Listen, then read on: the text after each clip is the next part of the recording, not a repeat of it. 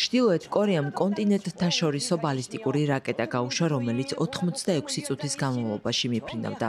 ბალისტიკურმა რაკეტამ 7000 კილომეტრ სიმაღლეს მიაღწია.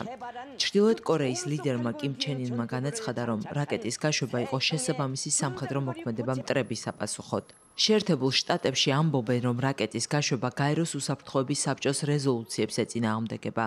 სამხრეთი კორეა რაკეტის გაშვების საპასუხოდ ჩრდილოეთ კორეისთვის ახალი სანქციების დაწესებას გეგმავს. იყო ცნობები იმის თაობაზე, რომ შესაძლოა რუსეთს გადაეცა მათთვის, მაგალითად, თანამგზავრების გაშვებისთვის საჭირო ტექნოლოგიები, მაგრამ რაც შეეხება ამ კონტინენტთა შორის რაკეტას, მისთვის საჭირო ტექნოლოგიას დიდი ხნის განმავლობაში ამუშავებდნენ და ინფორმაცია უკვე გააჩნდათ. ამიტომ ვეჭვობ, რამდენად სჭირდებოდათ მათ დახმარება რუსეთისგან. ცოტა ხნით ადრე ვაშინგტონმა განაცხადა, რომ ჩრდილოეთ კორეელი ჯარისკაცები რუსული ფორმებით მიემართებიან უკრაინისკენ. ნატოს გენერალურმა მდივანმა შეშფოთება გამოთქვა, რადგან მიაჩნია, რომ ეს მიმდინარე ომს კიდევ უფრო მეტად გაამწვავებს.